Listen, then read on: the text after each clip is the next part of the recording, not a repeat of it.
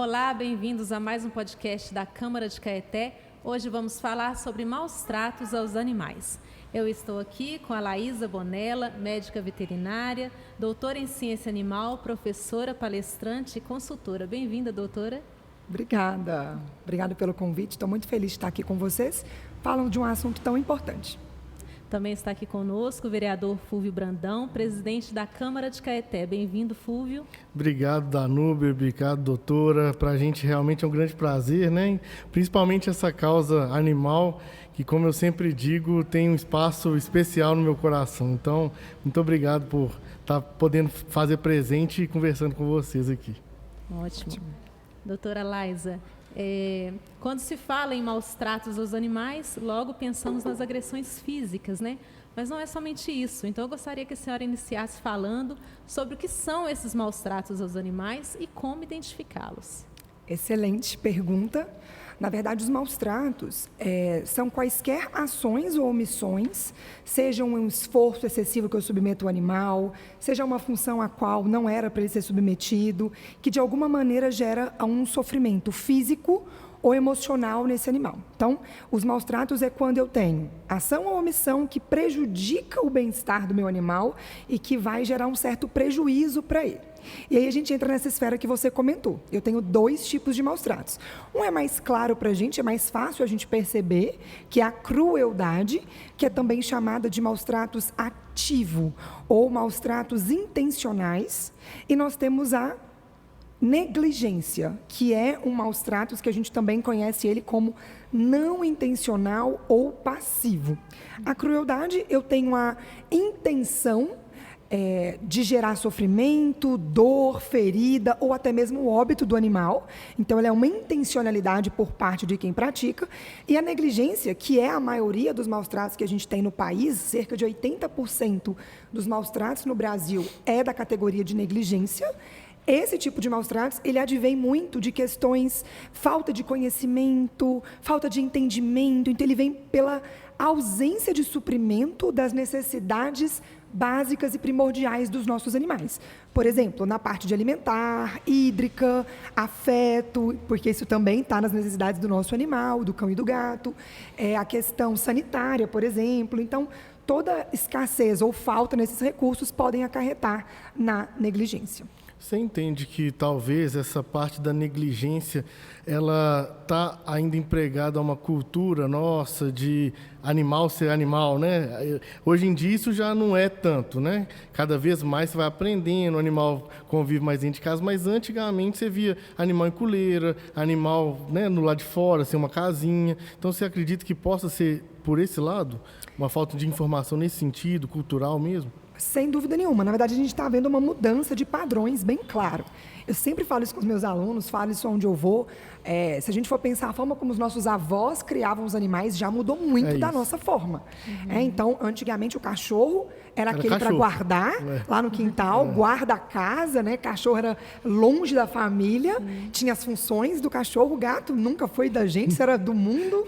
E hoje a gente já vê que existe até um termo que a gente utiliza muito, que é família multiespécie. Ou seja, os animais, eles fazem parte da família. Eles são membros da família também. Mas isso não significa que esteja tudo bem. Sim. Não, pelo contrário. Primeiro que a gente tem essas questões que a gente sabe de cultura, de desinformação. Segundo que o nosso país enfrenta uma situação grave de desigualdade social, disparidade social, escassez em vários níveis. Isso a gente vê em todo o país. E Minas Gerais não escapa dessa realidade. E essas vulnerabilidades, essas fragilidades que as pessoas vivenciam, os animais também experimentam. Então, a gente ainda tem uma parte grande da população que acha que cachorro só precisa de comida e água, e mesmo assim, é o que sobra no final do meu dia, né? O gato, que ele se vira sozinho, que ele não precisa de nada.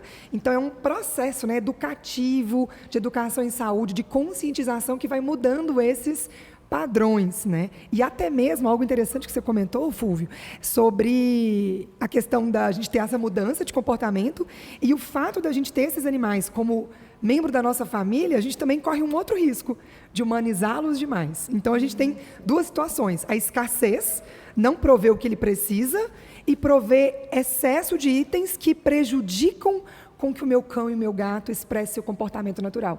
E isso também pode os colocar em situação de maus tratos. Então, é bem interessante por esse ponto de vista. É o que a gente vê, às vezes, né, e até muito criticado em alguns momentos, que às vezes faz uma festa luxuosa para um cachorro.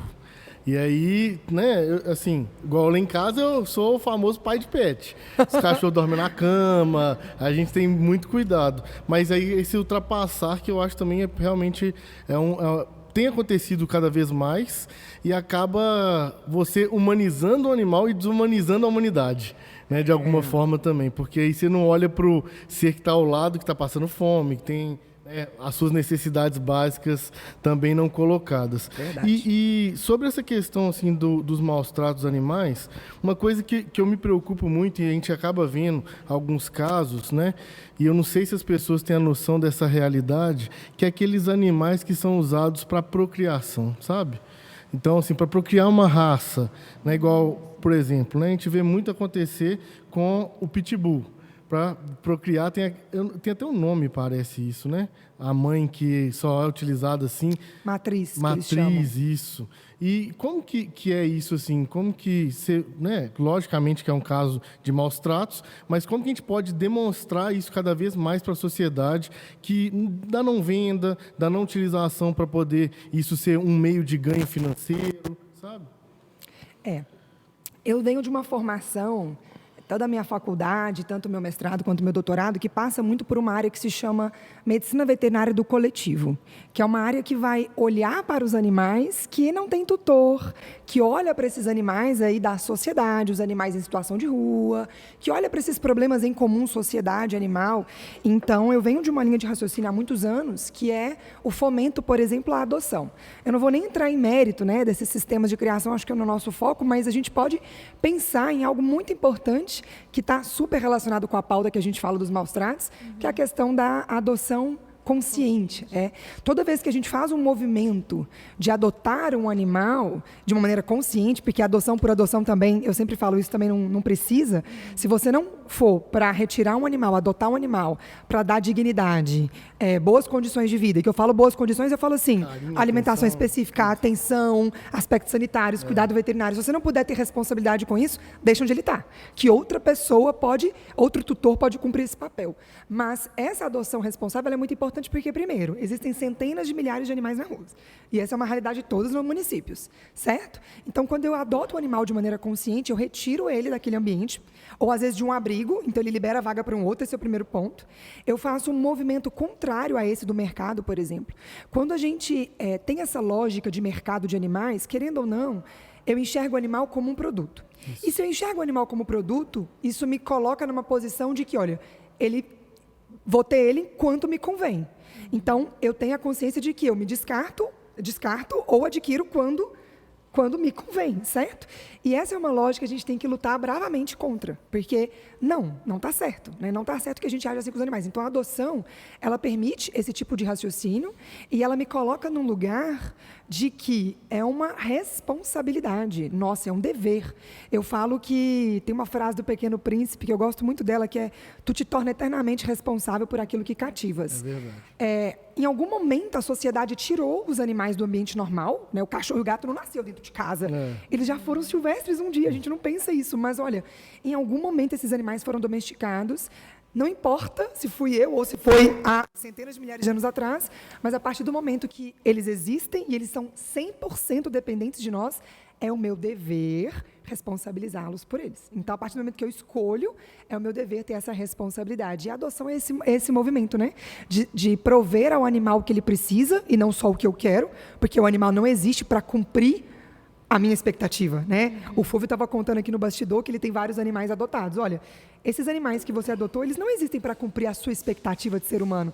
Eles têm dignidade apenas por existir. Cabe a nós entendê-los e fornecer o melhor. Cumprir, né? As expectativas deles, porque eles dependem da gente. Exato. É a gente que está ali para poder cumprir o melhor que a gente puder, para que eles tenham dignidade, uma vida feliz, né? Não só de longevidade, mas também de felicidade, sim, com saúde. Então, acho que isso é muito importante. Por isso, a adoção vem com esse movimento de trazer a nossa consciência para que o nosso melhor amigo ele pode ser adotado ao invés de ser comprado, e além disso, para encerrar essa pergunta, a gente vê que hoje o mercado de venda de animais ele é um dos principais responsáveis pelo aumento desordenado do crescimento populacional de animais. Então, esse é um problema. A gente vê o animal na rua e fica incomodado. Mas esse animal que começa... Ele não nasceu na rua. 90% dos animais que a gente vê na rua foram colocados na rua. E isso vem desse raciocínio todo. Tá? Então, que ótimo a gente ter falado sobre isso. E a questão da adoção, né? Olha só para você ver que interessante. Eu entrei aqui na casa... Não sei se foi ano passado, em 2021, com uma lei proibindo a venda em Caeté. A lei é inconstitucional, porque ainda existe uma lógica mercadológica em cima disso, né? Tecnicamente foi mostrado, eu fiz uma adaptação, reentrei com essa lei de uma forma a colocar condições, inclusive a Duda entrou em Belo Horizonte também, e ela também teve o mesmo problema, foi vetado como inconstitucional. Por essa lógica, né, de mercado, de alguma forma ser um produto. E muitas vezes o que a gente vê nessa parte de animais de rua, igual você falou, são animais que foram, né, as pessoas adotaram ou as pessoas compraram e elas começam a achar que eles são um brinquedinho, né? Só que animal passa mal, animal tem que comer, animal, né, faz suas necessidades, tem que ser limpo. É um compromisso, a gente fala, pode pôr no mínimo 15 anos. A gente tem que entender que é um compromisso longo. É um filho. Em vários níveis, não só financeiro, mas de tempo, dedicação, carinho, tudo. Ele muda sua dinâmica familiar. Então eu falo que ninguém nos obriga a ter animal. Ninguém bate na nossa porta e fala, olha, presentinho para você. Chegou. Mas a partir do momento que a gente escolhe, vamos zelar por isso, vamos salvaguardar, vamos ter responsabilidade, vamos praticar a guarda responsável destes animais. É o mínimo que a gente pode fazer por aqueles que a gente escolhe ter conosco. E muitas vezes falta isso, né? Esse senso de filho mesmo, assim, de carinho, de atenção. O animal é deixado, aí a criança cresce, que quis o animal, ela já não quer mais, porque ela tem um celular, aí o pai também já não educa nessa forma. Então, é uma responsabilidade, né? Assim, até quero falar para a câmera isso. É uma responsabilidade social muito grande, porque acaba que o animal chega, fica ali por um tempo, não é guarnecido de tudo que ele precisa, às vezes adoece. Por exemplo, peguei um que tem leishmaniose há mais tempo atrás, um animal, assim, eu falo que nenhum tem motivo de ser abandonado, mas tem um que é mais bravo, tem um que é mais, né, às vezes numa casa pequena é mais difícil. Esse é quieto, fica só na dele, super educado. Fala, gente, como que a pessoa faz isso? Né? Então as pessoas precisam ter mais responsabilidade nesse sentido, né? De ter esse olhar mais de amor mesmo. Se fosse um filho, dificilmente ela ia deixar na esquina ali e sair com o carro correndo, né? Mais ou menos, né? Eu estava voltando agora. Tem bom a gente falar isso, porque a pauta nossa, ela está muito...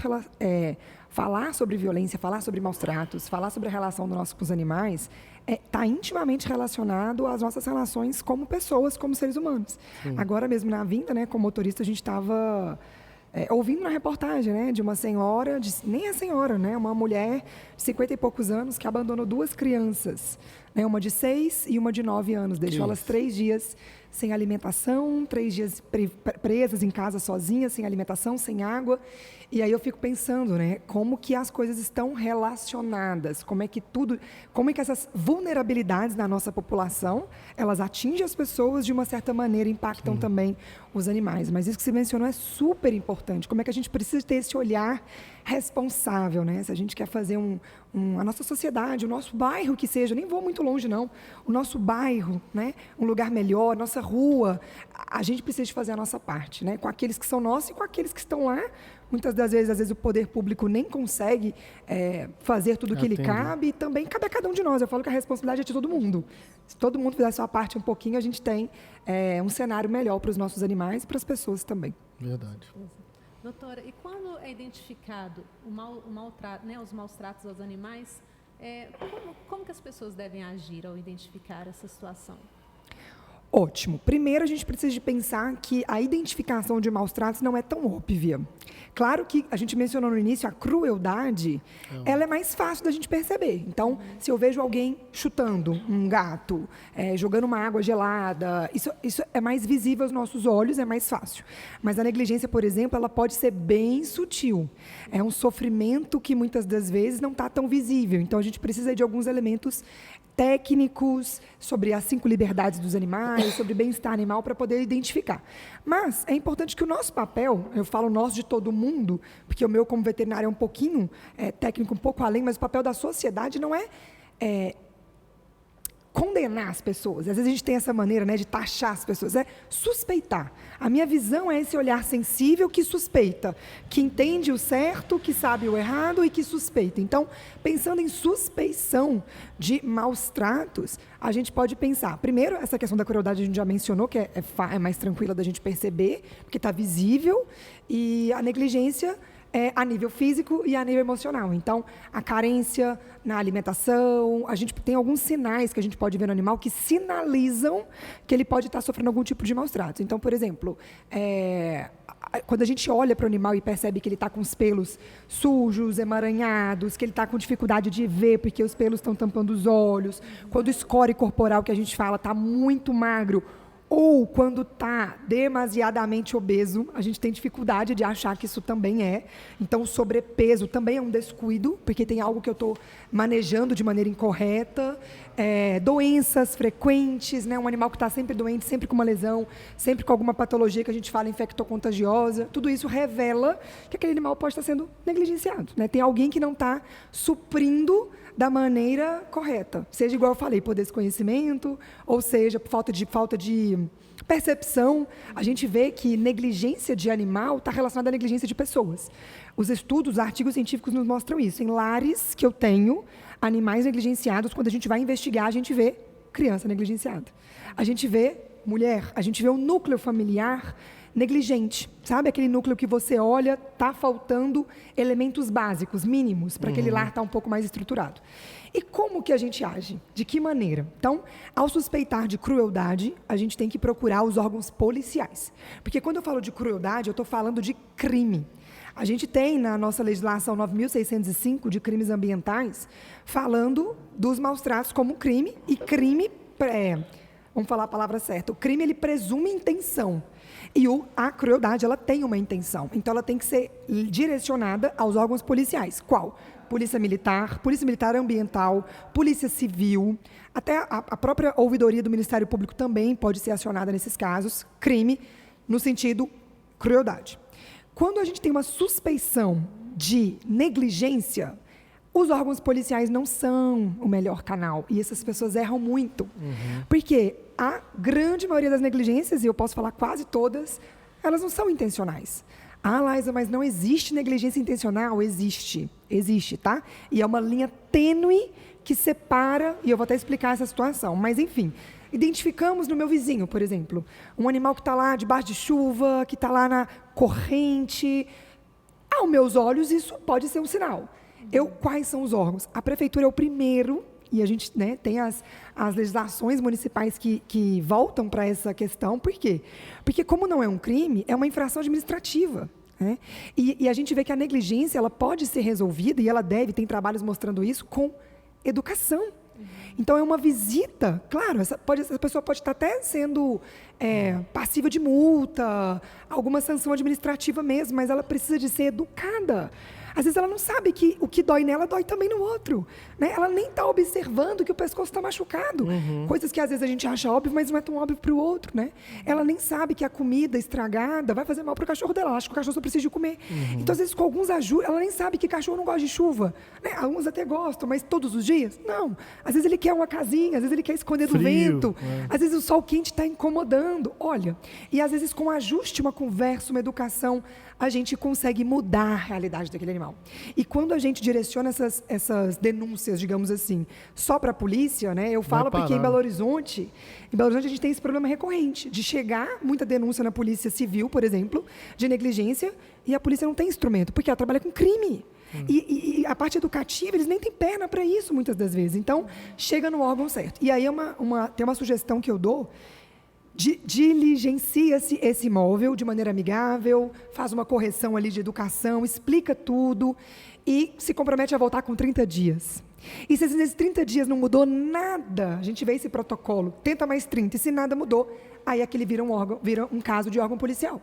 Porque aquela pessoa assume o risco. Ela já entendeu que a comida está incorreta. Né? Vira intencional. A gente chama isso de dolo eventual. Porque ela tem ali uma intenção. E aí sim ele vai tramitar nos órgãos policiais. Vocês entendem isso? Então olha que importante a gente saber esses caminhos ao qual percorrer. Para quê?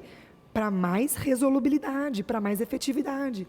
Então isso é bem interessante. Da gente saber. A denúncia ela pode ser feita de forma anônima? Pode. 181, se não me falha aqui, se eu não estou falando nada errado, a gente corrige na edição, mas 181 ele pode, né? Quando você não quer se identificar, quando você está temendo alguma retaliação, não deixa de fazer. O importante é não deixar de fazer. Aí na prefeitura, na ouvidoria, né? Porque a ouvidoria também pode ser feito de forma anônima. Anônima, olha que coisa boa. Então, é um meio, inclusive, nós entramos com um projeto aqui para criar a ouvidoria da Câmara também, para que a gente tenha também uma forma de ajudá-los, né? Ou seja, não tem desculpa. A gente fica... é o nosso papel social, a gente precisa de fazer isso. E vou falar mais uma vez, a gente não precisa ter certeza. O papel de averiguar não é nosso. Né? Os órgãos vão averiguar e eles vão atestar com documento, com tudo, se a polícia vai dar flagrante ou não. Eles vão atestar, não, isso não é. Mas a gente tem que fazer o nosso papel de direcionar para os órgãos corretos. Aqui em Caeté, é relatado muitas vezes a dificuldade nessas denúncias, sabe? Com a polícia, com a prefeitura, ou com o próprio Ministério Público em alguns momentos. Tem alguma cidade que você assim fala, nossa, ali funciona muito bem, talvez eles tenham um trabalho em conjunto, algo da sua experiência, que a gente possa trazer para Caeté, que a gente possa buscar como algo que a gente possa realmente assemelhar, né? Copiar mesmo, porque algumas pessoas nos trazem esse relato. Vai na polícia, é na prefeitura. Vai na prefeitura, é na polícia. Vai na civil, é na militar. Então... a gente pode até checar essa informação depois, mas é uma cidade do Paraná, que para a gente ela é exemplo para todo o Brasil. Onde a gente vai fazer evento, a gente trabalha com o caso dele. Se eu não me engano, é Pinhais. Dá um confere aí para a gente, um conf, se eu não estou falando errado. Mas eles têm um trabalho muito legal. Esse trabalho que eu mencionei aqui, eles têm até um protocolo. Esse é muito legal, é bom para se replicar para todas as localidades. Então, a prefeitura tem um fiscal da prefeitura, que é um médico veterinário. Olha que legal. Específico para essas demandas de maus-tratos. E aí ele vai com um protocolo em mãos, um documento com todos os aspectos técnicos, não como uma pessoa que vai... Entendem a postura? Não é como alguém que vai julgar a conduta, não. Bate, faz uma visita, fala, oi, eu vim conhecer um pouco seus animais, vim entender a dinâmica de vocês, e aí começa a avaliar. Esse profissional faz um relatório de adequações e passa essas adequações para aquele tutor, para aquela família. E combina com aquela família de voltar em 30 dias. E aí eles retornam, tem novamente esse protocolo e, caso não mude a realidade, passa para os órgãos policiais. E o resultado deles é maravilhoso.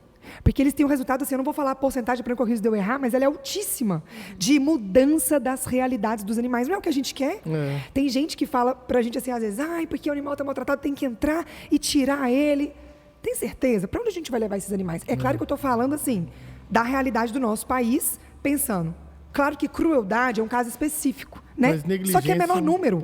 É menor número, que a gente mais tem é negligência. Sério que eu vou tirar todos os animais que não estão tão bem cuidados das suas casas? Que lugar que eu vou levar? E que abrigo que fornece? Aí eu faço uma provocação para a gente. Qual é o abrigo? Me fala capaz de assegurar todas as liberdades do meu animal, capaz de dar completa qualidade de vida. Não tem. Então, às vezes, eu tiro o animal de um lugar e, acreditem, e levo para um lugar pior. Então, o que a gente tem, gente? Ele já desenvolveu o vínculo. Ele gosta daquela família. Os animais são tão especiais que, mesmo em condições difíceis, eles se apegam, né? Eles têm afeto. Os animais têm que ser cada dia mais estudados para a gente entender eles. Mas, então, tem que corrigir, né? Aquela família também gosta, mas ela não sabe cuidar. A família gosta dos filhos, não sabe cuidar às vezes. Então, vamos educar, vamos ensinar. E aí a gente tem altas taxas de sucesso, certo? E aí a polícia, ela vai trabalhar nos casos que é crueldade. E ela vai, de fato, trabalhar com aquilo que é crime. Funciona muito bem. Vocês podem procurar, eu até posso passar os contatos depois dos veterinários responsáveis, porque eu acho que é um exemplo a ser seguido. Não, eu acho ótimo, porque realmente a gente tem também, né, garantir a quem está fazendo a denúncia a certeza que vai ter um caminho, né? Que vai ter uma resolutividade. Porque senão as pessoas acabam se desmotivando. Não vou fazer que não vai dar nada. Não vou falar porque acaba me causando mais constrangimento. Fica incrédula da resolubilidade do caso, né? E aí nem faz. E aí você faz uma educação in loco, né? Você faz uma educação com o tutor. 1 a 1. E aí esse tutor acaba reproduzindo isso com o vizinho, acaba reproduzindo com outro familiar. Olha o que você está fazendo. Eu falo isso pela minha experiência de casa. Minha irmã foi uma pessoa que começou a militar na causa animal bem antes da gente e muitas coisas a gente foi aprendendo com ela. Porque vinha da minha mãe, meus avós, de ter uma cultura diferente. Então, assim, e até brinco que hoje os cachorros lá de casa tinha um sofá que minha mãe não deixava a gente sentar, não. Agora descachorro. Então, assim, essa educação, né? Esse conhecimento que muitas vezes acaba faltando. E aí uma outra questão que a gente até levou nas escolas as palestras, vamos continuar levando durante esse mês, mas você acha que é uma boa prática, né? Lógico que é uma boa, mas você acha que o resultado é bom quando a gente fala com as crianças, talvez criar esse ensino dentro das escolas, mesmo de uma forma mais constante? Você tem visto alguma experiência nesse sentido? Maravilhoso, é o que a gente acredita muito, né? Eu venho de uma formação que acredita muito numa educação transformadora. Todo o período que eu passei na UFMG, no meu mestrado e no doutorado, a gente sempre procurava trabalhar em parceria com as escolas, porque a gente entende que a criança ela é um agente de transformação na família dela.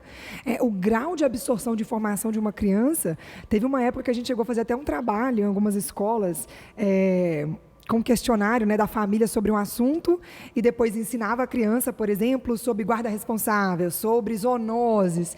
A criança passava esse conhecimento, ela tinha para casa de ao longo da semana e passa esse conhecimento para a família e depois a gente fazia um questionário com a família para ver a multiplicação e é alta. Isso é maravilhoso. Então, essa iniciativa de vocês é linda, né? Façam dela não só algo pontual, mas algo contínuo, sistemático. Eu falo que essa é a palavra mágica. Sistematizar esse ensino ambiental de uma maneira, né? A questão com a saúde única que a gente fala. Cuidado com as pessoas, com os animais, com o meio ambiente. Porque se a gente quer uma geração futura melhor, ela começa agora. E não negligencie o poder que as crianças têm de não somente mudar a geração delas, quando elas forem adultas, mas já mudar agora a conduta da família. Então, isso é extremamente poderoso. Fico feliz. Porque realmente é uma coisa que já vinha de demandas dos cuidadores da cidade. Teve uma época que foi feito um curso com os educadores, só que eu acho realmente para a gente criar de uma forma permanente, tem que ser uma lei. Porque aí... Até porque as gestões mudam, né? Sim. Então, a gestão hoje pode fazer, a próxima pode não fazer, a outra faz e acaba não tendo essa continuidade que é tão importante. Sim. Fica aí uma ideia boa. É ótima. Doutora, como que a sociedade pode atuar para prevenir os maus tratos? Perfeito. Na verdade, o primeiro ponto que a gente tem que pensar é que os meus animais têm direito. Ponto. A sociedade toda tem que entender isso. Eu falo que, enquanto eu tiver vida, eu vou me esforçar para que todo mundo entenda que o meu animal tem direito, ele tem dignidade por si só, independente da função que ele exerça. O animal tem essa função, mas o animal tem... Ok, mas enquanto ele tem vida, né, mesmo que a vida seja breve, se a gente for pensar nas esferas que a gente tem na sociedade, alimentação, né, mas que essa vida tenha dignidade naquele tempo. Esse é o primeiro ponto. Então, os nossos animais, além deles serem protegidos pela Constituição Federal, gente, o Brasil é um dos países que melhor tem arcabouço legal, que mais tem arcabouço legal de proteger os nossos animais. Então, assim, em termos de legislação, a gente está muito avançado. O que falta, às vezes, é o cumpra-se. O cumpra-se, eu fiscalizo isso. Mas, pois bem, os nossos animais são protegidos em Constituição Federal, em legislação federal, nas legislações estaduais, nos municípios, através dos códigos de posturas. Então, a gente tem isso. Então, a gente precisa entender e fazer valer. Esse é o primeiro ponto, ter essa clareza. Segundo ponto, que a gente possa cuidar bem daqueles que estão sob nossa responsabilidade, a gente já mencionou. Então, a partir do momento que eu tenho um animal, eu faço muito, né? A gente quer mudar o mundo e não muda a nossa casa. Eu faço muito. fornecendo a ele o que ele precisa para ser gato, o que ele precisa para ser cachorro, certo? Esse é o primeiro ponto, respeitando também não só os meus, mas aqueles que estão no ambiente que a gente convive, fazendo o possível para ajudá-los. Outro ponto, termos de silvestre. É função minha, é função sua, é função nossa entendermos que silvestre é na natureza, eu falo sempre isso, sabe? Silvestre não é pet, lugar de silvestre não é no tráfico, não é nas nossas casas, não é na casa da minha avó, não é. A gente tem, e isso a gente faz com criança, porque essa ideia de que a gente tem, de que o papagaio tem que estar na casa da minha avó, veio de antes. Verdade. E para a gente trocar isso com as crianças de agora, para elas ser, como fala uma palavra que não é nem inimaginável, que um bicho da natureza esteja na casa de alguém. Então, é assim que a gente muda essa realidade. Então, essa proteção aos silvestres. E um outro ponto que eu até coloquei aqui é repensar os nossos hábitos, sabe? Eu falo que a gente está num tempo disso, de repensar nosso vestuário, o nosso consumo, buscar ter um estilo de vida talvez mais sustentável, menos consumista, ter reflexão com o que a gente consome. Eu não estou falando de ser restritivo, não estou falando isso. Mas refletir, sabe? De que jeito que eu posso lidar com a minha alimentação? Como que eu faço dela de um jeito mais sustentável? Eu acho que é esse tipo de reflexão que a gente tem que ter, para que a gente tenha um equilíbrio, essa é a palavra, né? Tudo que a gente desequilibra nos prejudica, mas que a gente possa ter um equilíbrio com todas essas frentes. Eu acho que isso é um papel importante da sociedade, é um bom caminho para a gente se percorrer. Ótimo. E qual que é o papel do médico veterinário diante da ocorrência de maus tratos? Ótimo. Como eu mencionei anteriormente, não é nosso papel, e não é o meu também, enquanto médica veterinária, julgar conduta. Isso também está para as esferas policiais, o jurídico, mas eu, como técnica, vou ficar atenta, né? E esse é um movimento que a gente tem feito com a classe de medicina veterinária, para que eles estejam bem atentos e tecnicamente preparados para suspeitar de maus tratos. Seja a crueldade, porque às vezes não vê, mas, por exemplo, chega lá um animal com uma lesão. E aí? O tutor conta uma história. Se ele não tiver esse preparo e esse desejo, eu falo isso, essa vontade de querer que a atuação dele seja mais ampla do que só aquele retrato naquele consultório, ele precisa de saber identificar se aquela lesão está compatível com o que ele falou ou não. Sim. E a gente vê isso, discrepância entre a história, discrepância entre o padrão de feridas, que me sinalizam, por exemplo, uma crueldade, tá? Exemplo, tá, gente? Nesse caso de crueldade, o médico veterinário ele é obrigado a encaminhar os órgãos. Isso está no nosso código de ética, então essa é uma responsabilidade ética, mas também civil. Sim. Então, o médico veterinário ele tem que repassar. Ele não pode ser omisso. Vi isso aqui, suspeitei, não vou. Não. Repassa à polícia, repassa, tá? É um dever. Quando a gente está falando de negligência, também tem um repasse ao órgão, dependendo do grau daquela negligência e quais são os órgãos, mas eu vejo que o médico veterinário também pode ter um papel muito educativo, de ajuste de conduta. Se a gente for pensar na medicina humana, por exemplo, é tão bom quando a gente vai no médico, todos deveriam ser assim, é uma pena que não são, mas é tão bom quando a gente vai e o médico te instrui sobre a sua saúde, sobre como você pode melhorar seus hábitos de vida, sobre como, às vezes você conta para ele assim, médico, doutor, eu estou com jornadas de trabalho longas, e aí ele percebe que você está trabalhando tanto que você não está alimentando direito. E ele vai te direciona. Que você está tendo hábitos que estão prejudicando a sua saúde. Entenderam? Por que o médico veterinário se isenta dessa responsabilidade, muitas vezes, de educar? Porque será que ele quer que Tem duas opções, eu falo isso. O bom veterinário você quer que aquela pessoa volte toda semana, ou você quer cumprir o seu dever na íntegra, sabe? E gerar a diferença para aquela família. Você vai ser um transformador ali dentro. Então, você vai educar aquela família. Você fala, olha, me conta um pouquinho da rotina desse animal. E aí você vai entender que o cachorro só está comendo uma vez no dia. Tem cachorro que lida bem, tem cachorro que não. Aquele que você está atendendo, talvez não, porque você vê que ele está magro, a costela está aparecendo. Então, talvez não seja suficiente para atender a demanda dele. E aí você vai ajustar aquilo ali na realidade daquela família, porque as realidades são diferentes. Então, esse é um papel muito importante e que nem todos os veterinários ainda se comprometeram com essa responsabilidade. E a gente tem falado isso exaustivamente também, que o médico veterinário ele é um profissional de saúde. Certo? Ele está categorizado assim. Então, ele é um profissional da família.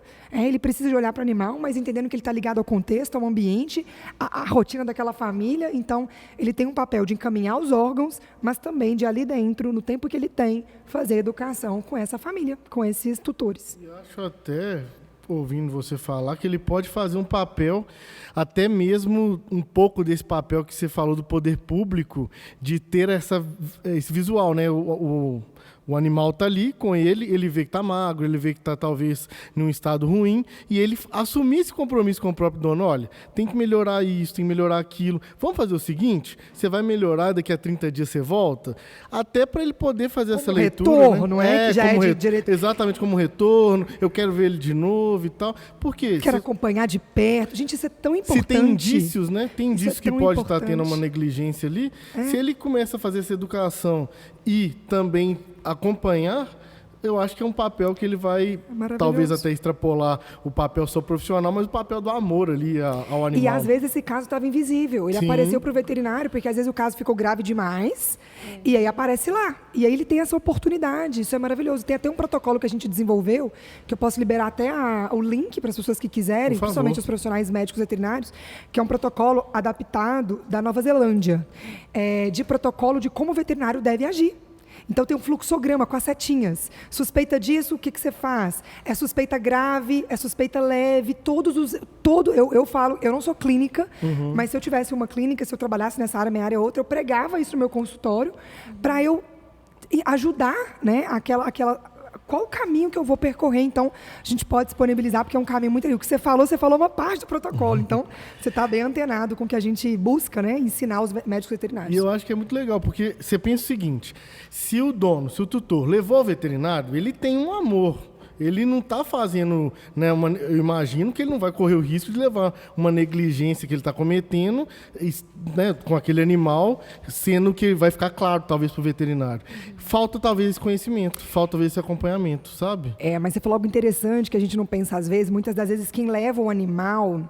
Às vezes não é quem é o responsável principal por ele estar daquele jeito. Exemplo, um animal sofreu uma agressão em casa por um homem. E a mãe leva. Exato. Entendi. A esposa vai e leva, entendeu? A filha vai lá e leva. Então, né, é muito raro, mas tem, tá? Tem caso que o próprio agressor, falam de crueldade agora, porque a negligência, ela é todo mundo. Eu falo que o animal negligenciado não é culpa só de um, é culpa de vários.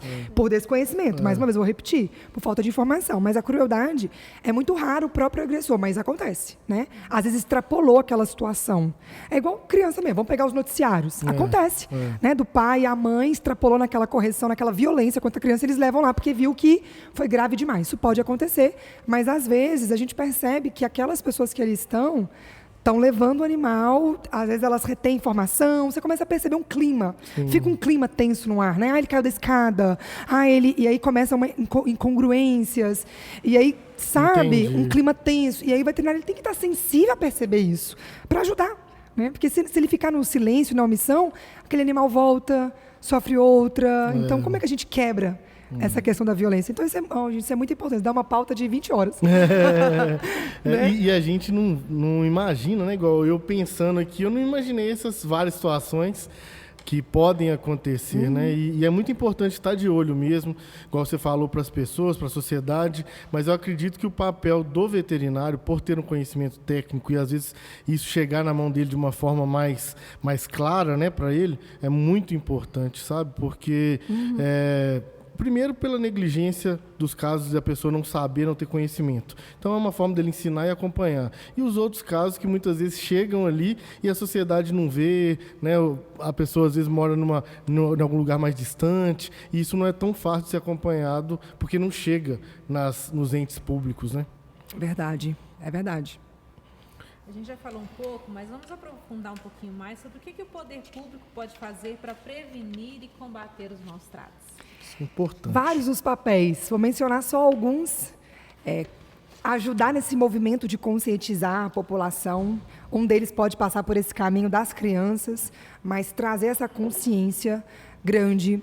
Segundo, dar a devida importância aos casos. Eu falo que se o poder público quer trazer efetividade para esses casos, eu tenho que ter atenção técnica e cuidado do início do processo, desde a diligência ou cumprimento, verificação daquela denúncia, até a checagem em tempo hábil. Isso é importante de falar. Como eu trabalho com essa área de maus tratos, se eu falar assim, a top 1 das demandas que eu escuto todos os dias. Eu fiz uma denúncia que até hoje eles não foram lá, eles me pediram 90 dias e não foram. você falou uma coisa interessante. Para que eu vou fazer se não dá em nada? Eu já nada dá. É sempre isso, essa ineficiência, sabe? Então, tem que ter, se estabeleceu-se um prazo, cumpra esse prazo, faz a diligência, mostra o processo que está, dá a devolutiva para a sociedade. Isso é importante da gente falar. Tenha celeridade no processo investigativo, no encaminhamento aos órgãos. Até o judiciário precisa de mais celeridade. A gente vê que há uma demora muito grande para trabalhar. E isso piorou depois da mudança da lei, depois que a gente teve aí a mudança. Exatamente, a lei sanção. Eu falo que, não vou nem entrar nessa seara, mas tudo tem os seus pontos positivos e negativos. Mas vamos pegar um ponto de desafio, não vou nem falar negativo, um ponto de desafio, que como esses crimes passaram aí para o juizado comum, eles demoram mais tempo. E antes, quando eles estavam no juizado especial, que é aquele juizado de pequenas causas, era mais rápido. Né? Com 6 meses, às vezes, você conseguia concluir aquele caso, sabe? E agora, isso demora muito mais. E aí, o animal está naquela condição, o tutor não foi né? Não foi educado para isso, porque está trabalhando com crime. Ninguém foi lá ensinar ele, o cachorro continua. Às vezes vem outro animal naquela situação. E aí, quando então, assim, como que a gente pode trabalhar para transformar esse processo em mais célere, sabe? Em mais coeso, para que a população comece a confiar. Né? Não é em vão que a população tem um descrédito com esse assunto. Não é em vão que a gente tem gerações que acham que isso não precisa de ser denunciado, né? Porque não dá em nada, porque não é importante. Precisa de haver um comprometimento por detrás. Porque a população fala, peraí, já foi um dia assim, hoje não é mais. Hoje aqui é levado a sério, né? Tá cheio de gente que ainda não sabe que é crime. Sim. Fala, nossa, eu não sabia que é crime, né? E são coisas que por exemplo, né? Envenenar um gato, crime. A gente acha que é simples, mas não é? Matar um pombo a chumbinho, como é que fala? Como fala? Tiro de chumbinho, coisa que o pessoal faz muito. Crime, é crime. Então, a gente precisa ter essa clareza e o poder público pode ajudar muito. A pressão social é importante, mas o poder público tem que acompanhar, cumprindo aquilo que lhe cabe com essas frentes. Políticas públicas, né? Precisamos de política pública. Parece que é uma palavra que a gente solta assim, desconectada com nada, mas não é verdade. Enquanto elas não existem, qual que é o caminho que a gente percorre? Então, tudo isso é muito importante. Esse papel do poder público, né, eu acho que ele é de muita importância e vendo você falar sobre várias formas de atuação, eu entendo que é também priorizar esse assunto, né? Isso. Porque se priorizam vários assuntos, muitas coisas têm importância e muitas vezes a gente entende e vê que não se prioriza da forma devida o assunto da causa animal.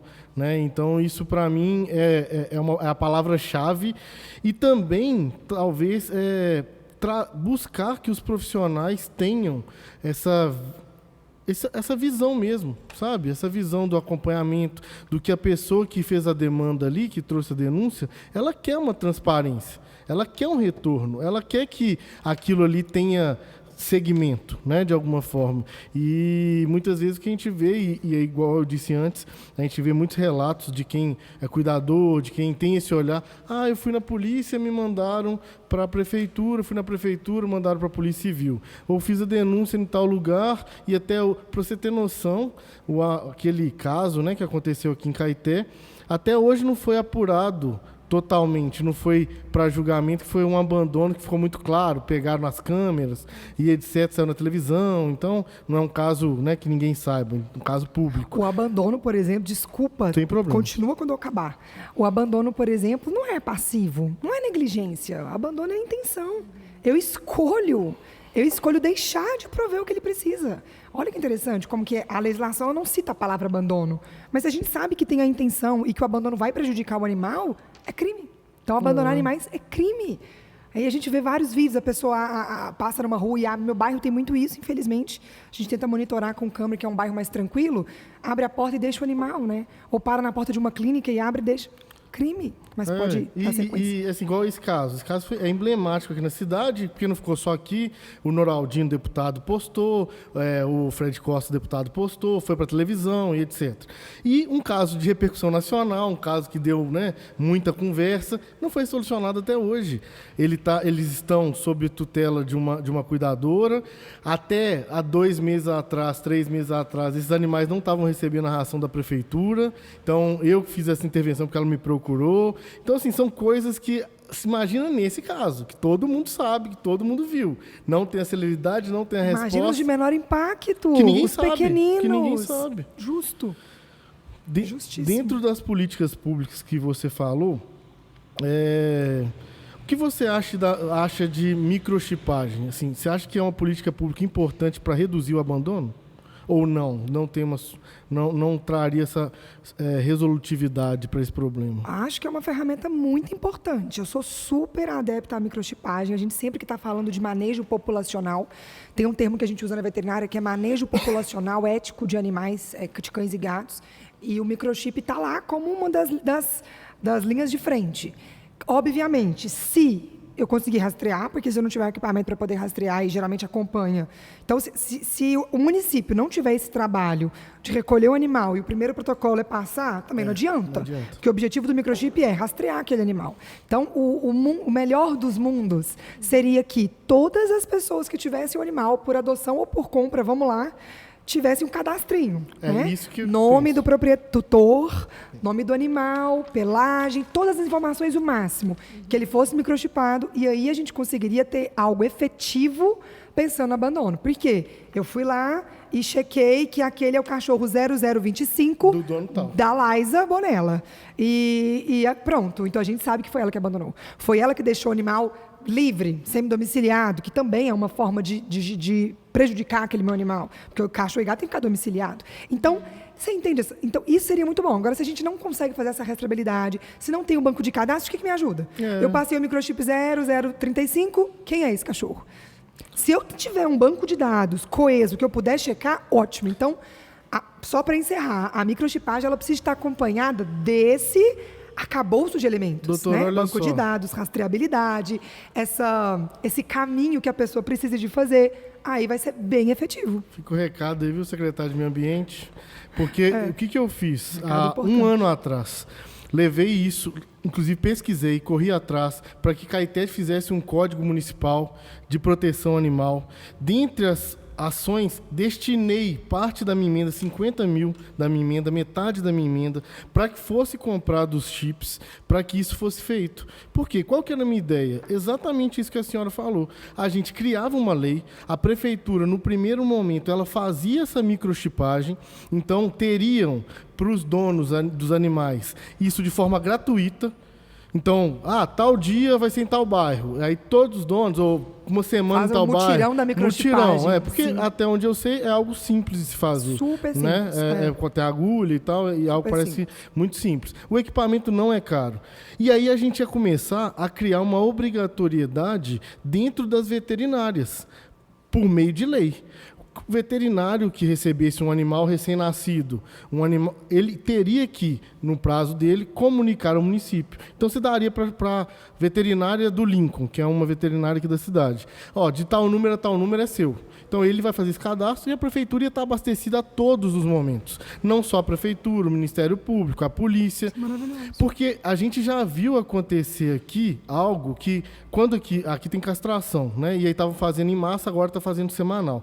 Quando acontecia em massa, pelo menos, a semanal não sei se é assim, mas eles colocavam a numeração, sabe? Tipo uma tatuagenzinha, né, que faz. E já aconteceu o caso de animal que sumiu, achou, soube de quem que era. Tinha um animal de rua uma vez que ele caiu numa ponte do funil, acharam, souberam de quem que era. Então eu vi ali a efetividade isso que eu ia disso. falar. A questão da prevenção do abandono é uma das vantagens. Na verdade, tem outras, né? Quem não quer?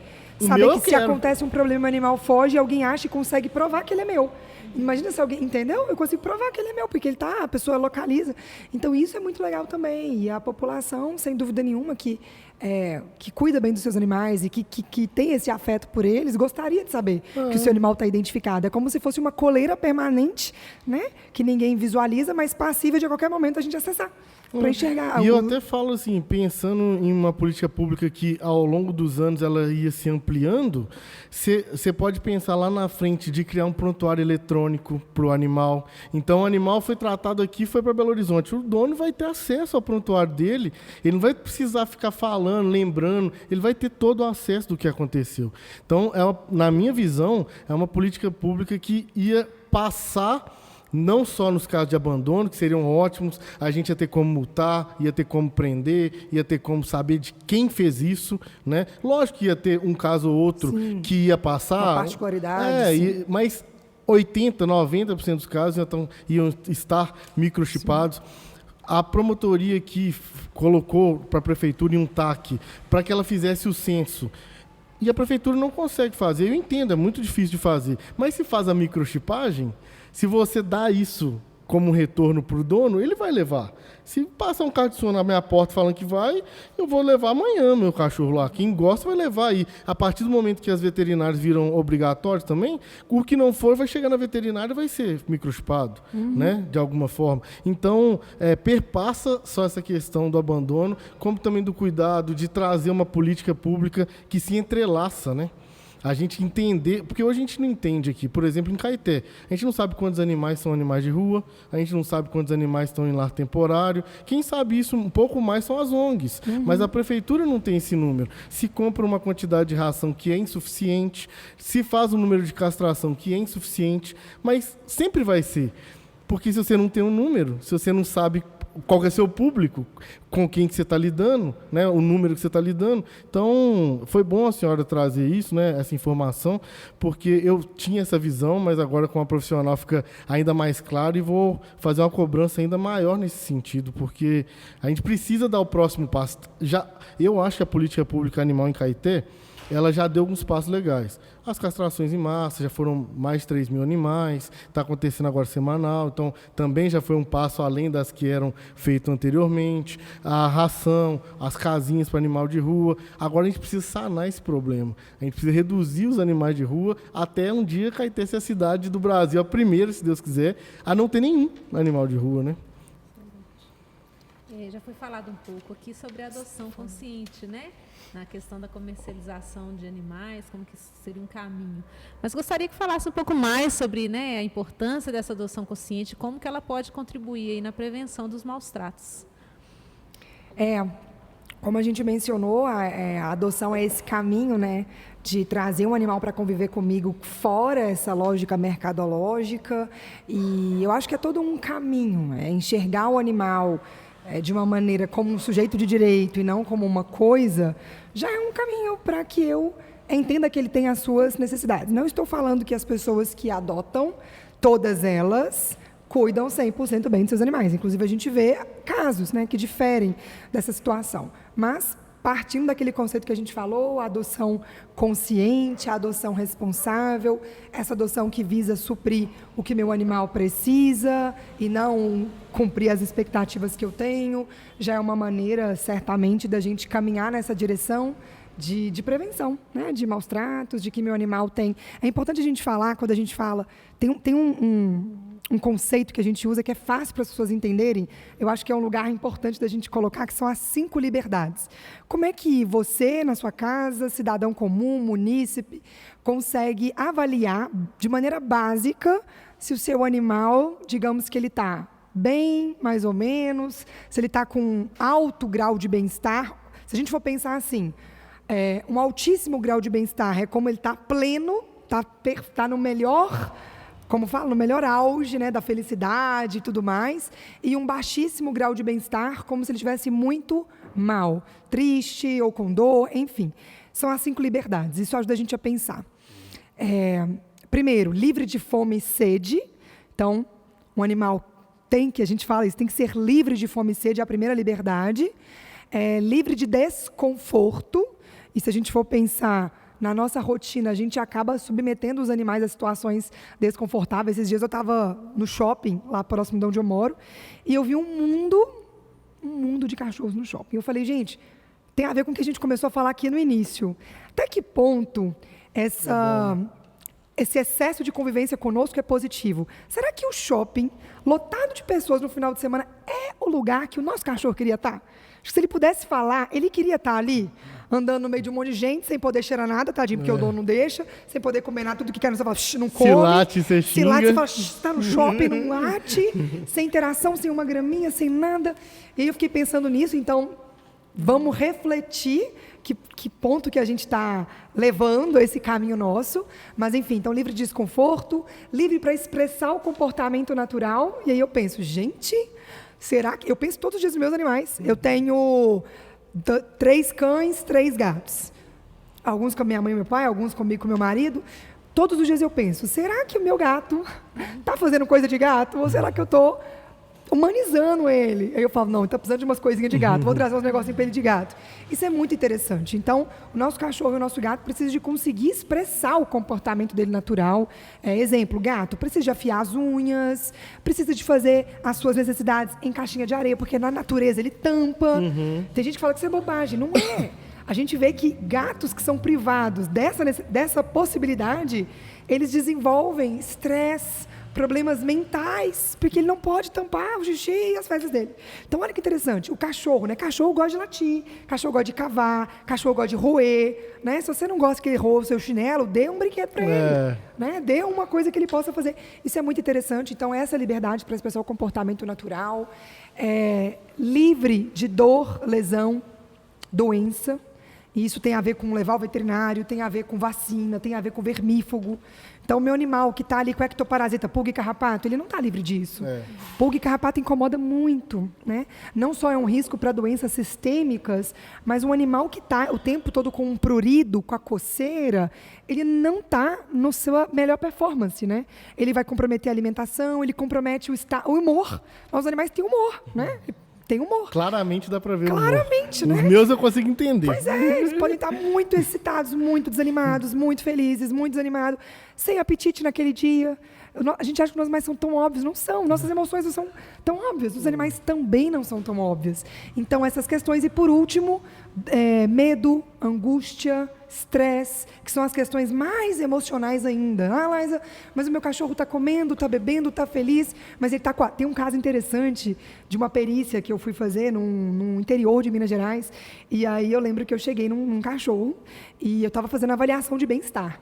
E eu lembro que eu encontrei um cachorro que estava com pelo ok, com score corporal ok, não tinha lesão, não tinha ferida, mas ele estava sentado.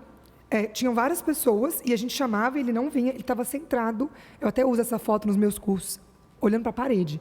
Era uma quina e ele estava sentado olhando para a quina, de costa para todo mundo. A gente tentava interação e nada.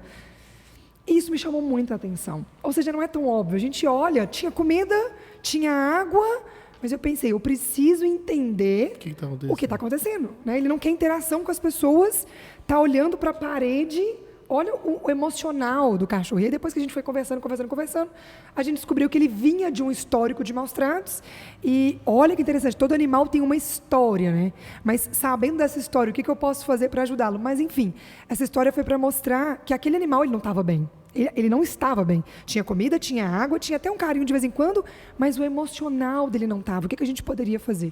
Então, quando a gente olha para essas liberdades, falei todas, né? 5. Quando a gente olha para essas liberdades, enquanto, mesmo que eu não fosse veterinária, você na sua casa com seus animais, você consegue fazer uma avaliação e tentar ajustar, melhorar aquilo ali ao máximo que você conseguir, ao máximo que você puder.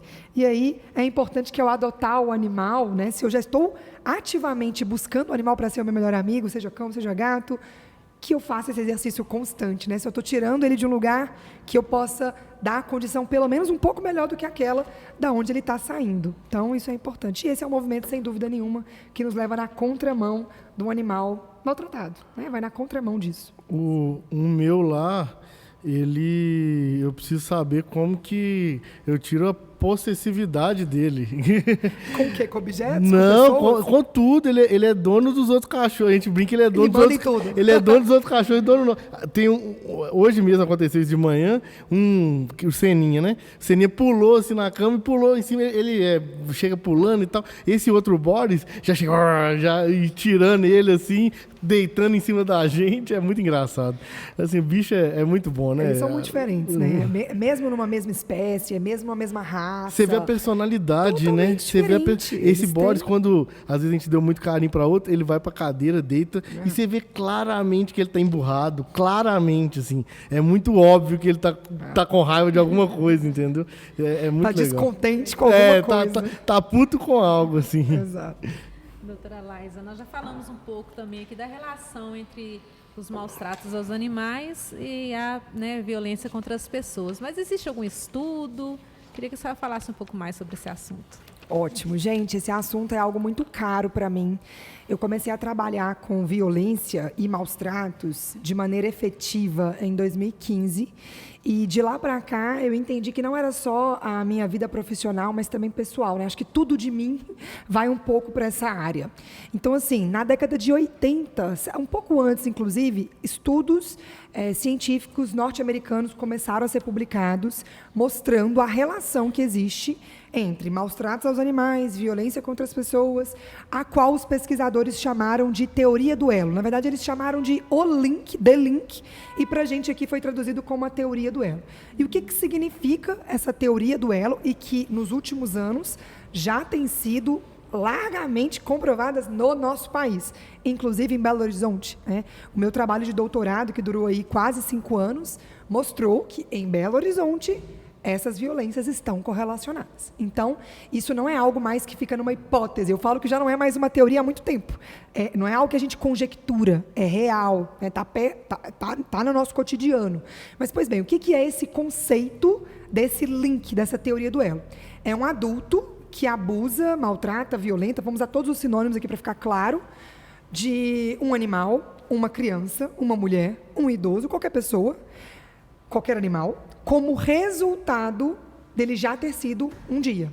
Entendi. E esse ciclo continua até que algo o interrompa. Então, a gente fala que é um ciclo, inclusive, de repetição, tá? Então, o indivíduo maltrata, abusa, violenta, mas quando você vai no histórico dele, quando ele era criança, quando ele era adolescente, ele também foi uma vítima, né? E isso vai passando, e isso vai se repetindo. Por isso que você mencionou, até anotei aqui, que a gente precisa de priorizar a proteção aos animais e tirar os crimes contra os animais da invisibilidade. Primeira razão, porque eles têm direito, a gente já mencionou. Isso bastaria, porque isso já é um motivo grande. Só que a gente tem um segundo motivo.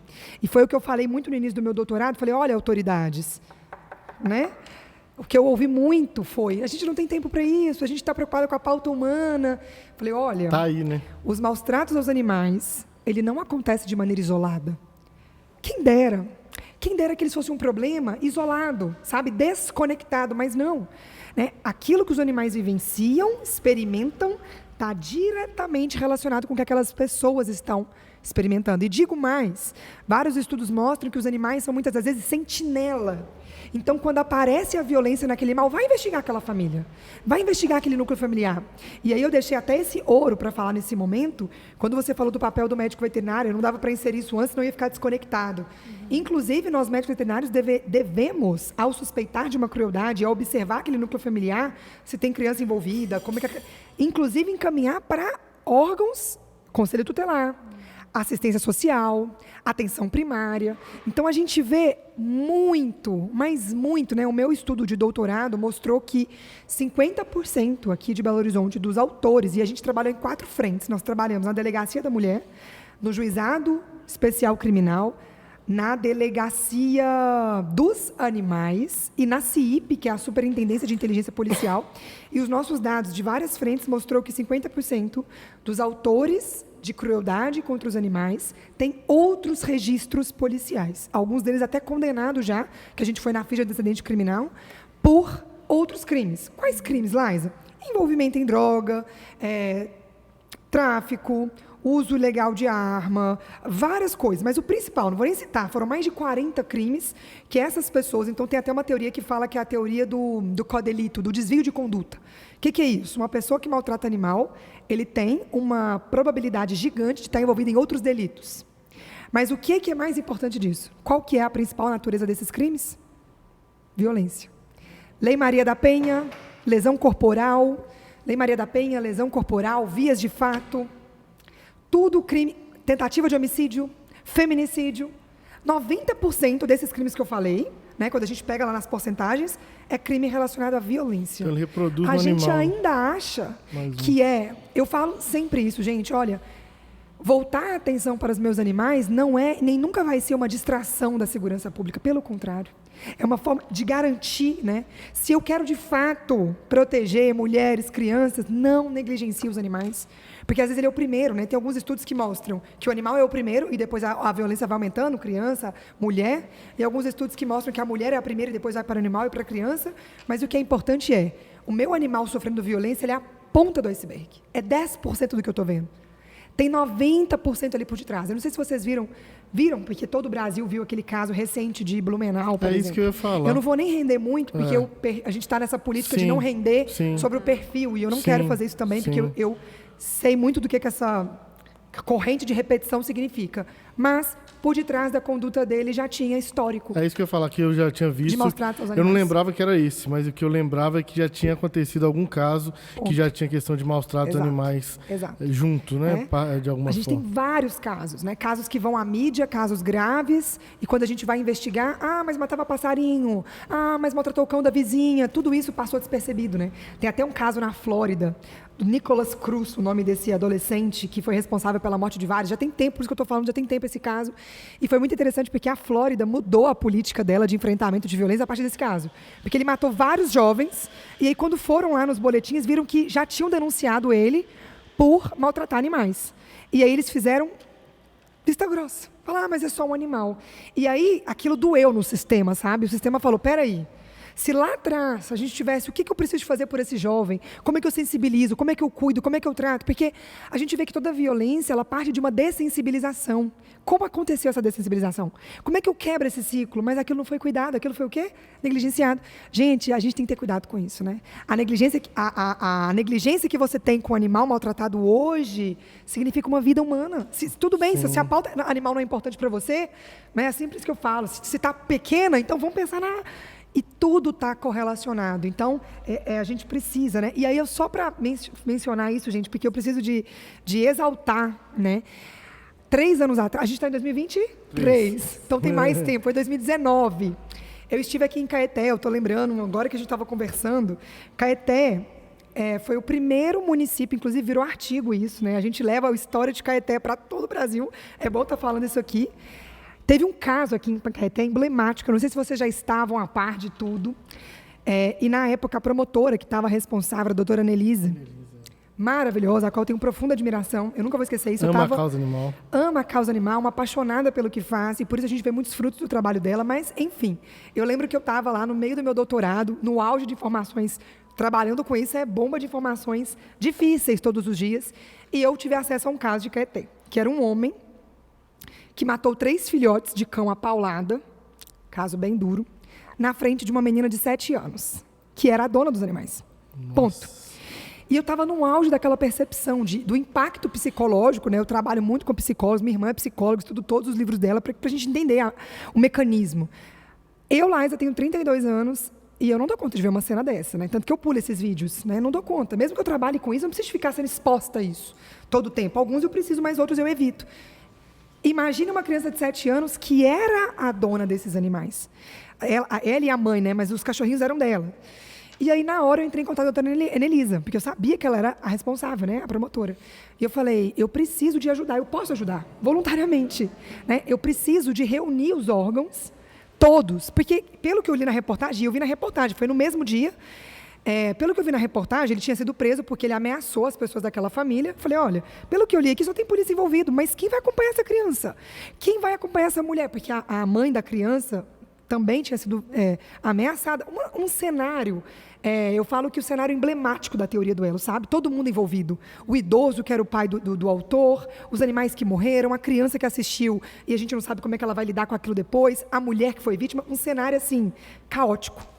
E aí eu falei assim, você me ajuda a fazer isso? Eu só consigo ajudar. Ela falou assim, te dou carta branca, o que você quer fazer? Eu falei, eu quero reunir eu listei uns 15 órgãos. E foi pioneiro no Brasil. A gente não tem ainda um município que tenha feito o que a gente fez aqui.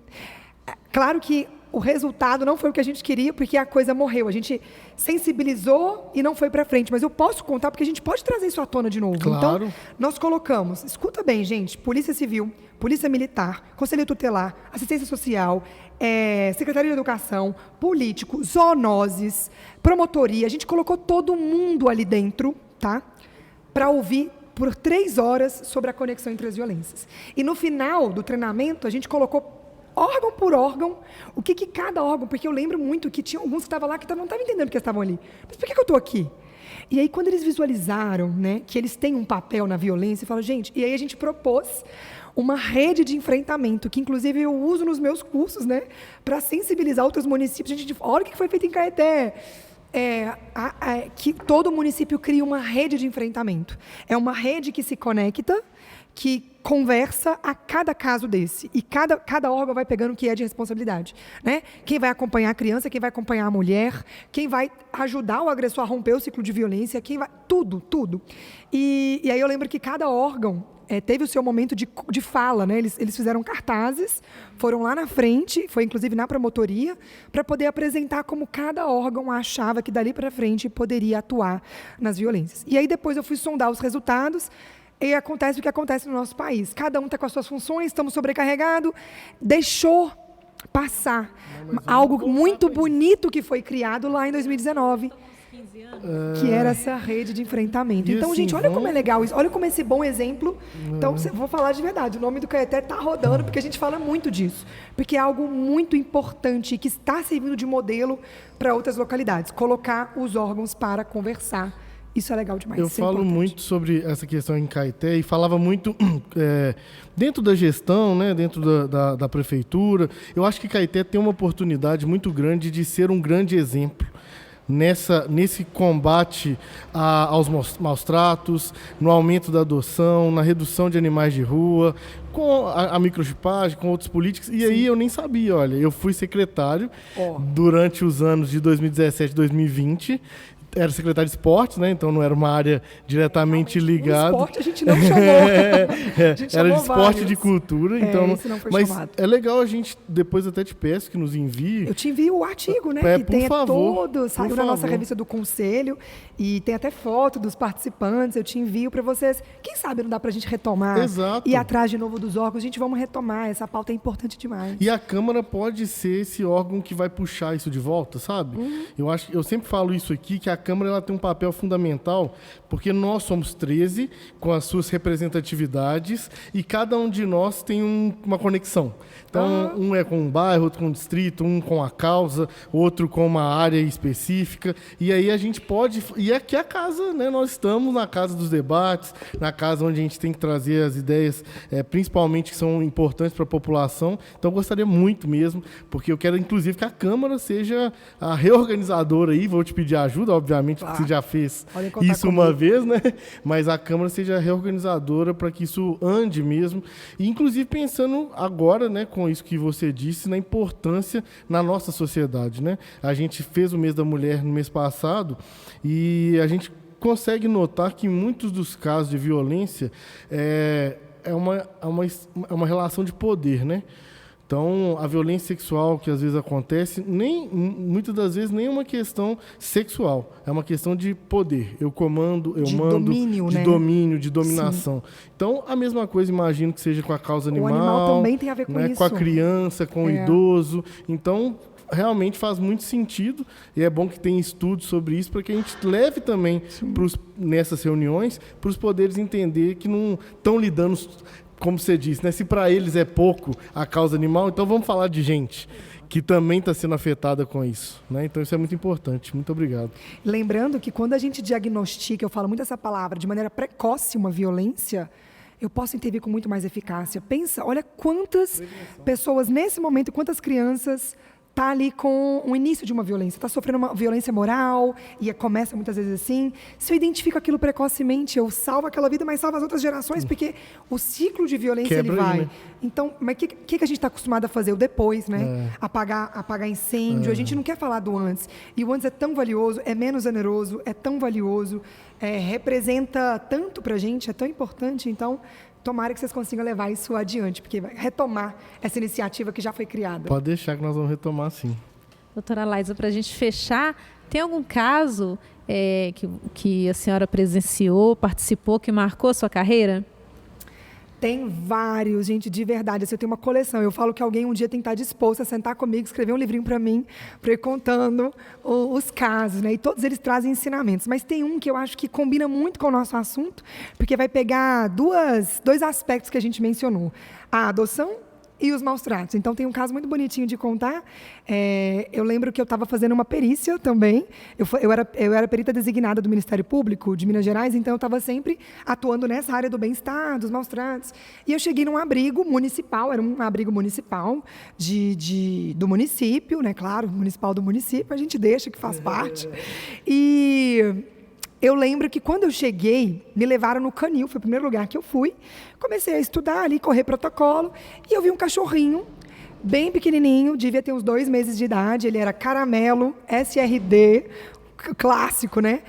Pequenininho, porque ele era filhote, e ele estava numa gaiolinha muito pequena, que só cabia ele, assim, praticamente.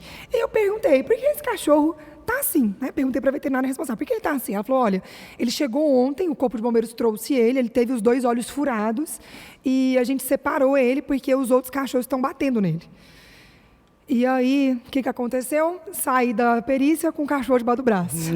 Esse cachorro não vai ficar aqui. E eu já tinha o hábito de fazer lar temporário na minha casa. Morava com os meus pais, não era casada ainda. E eu não ficava com eles, porque eu não podia, não tinha condições, eles não deixavam.